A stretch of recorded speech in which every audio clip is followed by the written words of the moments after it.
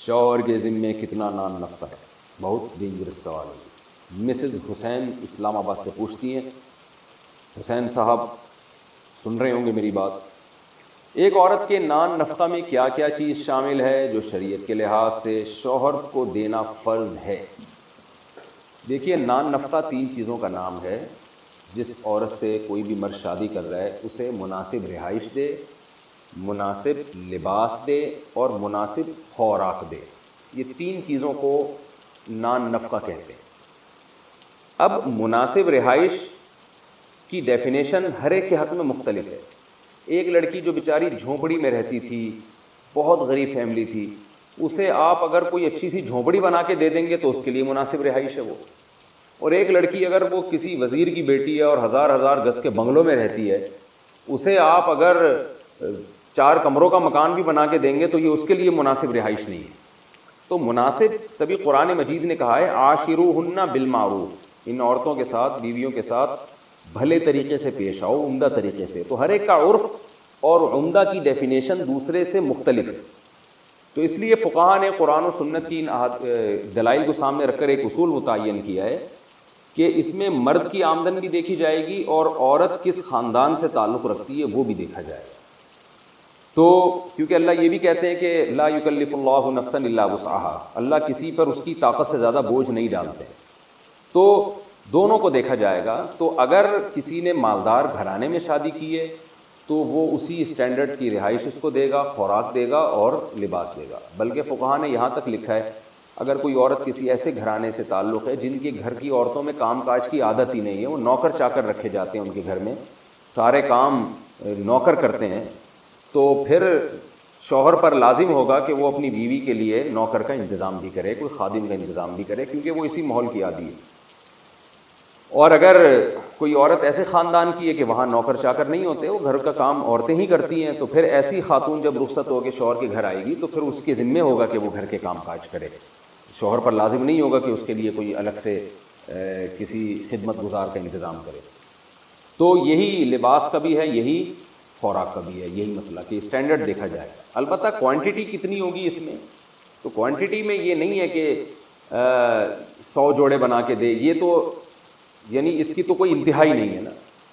یہ جیسے بعض خواتین ہر روزانہ ان کو ہر تقریب میں نیا جوڑا چاہیے، تو اگر کسی خاتون کے ہاں یہ رواج ہے کہ ہر تقریب میں نیا جوڑا پہنتی ہے تو مرد پر یہ پھر بھی لازم نہیں ہے۔ وہ کر دے تو اچھی بات ہے لیکن یہ لازم نہیں ہے۔ یعنی جو کپڑے کا اسٹینڈرڈ تو دیکھا جائے گا کہ کس اسٹینڈرڈ کا جوڑا اس کو دینا ہے، لیکن کوانٹٹی تو ضرورت، کوانٹٹی میں یہ دیکھا جائے گا کہ ضرورت کتنے جوڑوں کی ہے، تو وہ بھی عرف متعین کرے گا کہ کتنے جوڑے یہ جو، کیونکہ آج کل خواتین کے تو خرچے اتنے ہو گئے ہیں کہ اس کو تو کوئی حد ہی نہیں ہے نا، وہ تو بڑھاتے چلے جائیں، مرد پاگل ہو جاتا ہے۔ تو اسٹینڈرڈ دیکھا جائے گا کس خاندان سے آئی ہے، اور اس میں مرد کی آمدن بھی دیکھی جائے گی کہ وہ یعنی افورڈ بھی کر سکتا ہے کہ نہیں۔ اگر وہ کر ہی نہیں سکتا تو اس کو تھوڑی ہم زبردستی مکلف بنائیں گے، تو اگر وہ کر سکتا ہے تو پھر اس کو کہا جائے گا کہ آپ اس اسٹینڈرڈ کا اس کو نان نفقہ دیں۔ تو یہ اس لیے اس میں کوئی ایک اصول ضابطہ نہیں ہے، ایک لاٹھی سے سب کو نہیں ہانکا جائے گا، ہر عورت کو دیکھ کر اس کے حساب سے نان نفقہ متعین کیا جائے۔ یہ ضرور ہے کہ یہ بات خوب ذہن میں رکھیں کہ نان نفقے میں جو جیسے مناسب خوراک ہے، تو مناسب خوراک میں جو جیسے گوشت کسی کے ہاں کھانے کا رواج ہے، وہ دال، جیسے مالداروں کے یہاں ہوتا ہے کہ وہ سبزیاں کم کھا رہے ہوتے ہیں، جو وہ خوراکیں جو مالداروں کی سمجھی جاتی ہیں وہ زیادہ کھاتے ہیں، تو شوہر پر واجب ہوگا اس طرح کی خوراک دے ان کو۔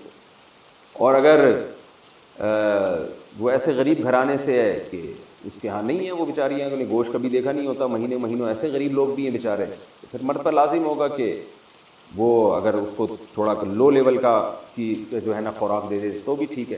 البتہ بہتر یہی ہے کہ اس کو اس کے اسٹینڈرڈ سے زیادہ دیا جائے۔ تو آج ہو یہ رہا ہے کہ عورت اپنے حق سے زیادہ مانگ رہی ہے اور مرد اتنا بھی نہیں دینا چاہتا جتنا عورت کا حق بنتا ہے، تو اس سے لڑائیاں ہوتی ہیں۔ تو گھر جو میاں بیوی کا چلتا ہے وہ اس سے چلتا ہے کہ عورت کا جتنا حق ہے وہ اپنا ہاتھ تھوڑا کم رکھے کہ مجھے تھوڑا کم چاہیے اس سے، کہ بھئی آپ کی آمدن کم ہے تو میں گزارا کروں گی آپ کے ساتھ، اور شوہر کیا کرے، وہ کوشش کرے کہ بھئی اپنے گھر والوں پہ زیادہ سے زیادہ خرچ کرے۔ اس طرح معاملہ چلے گا تو حساب سیٹ بیٹھے گا۔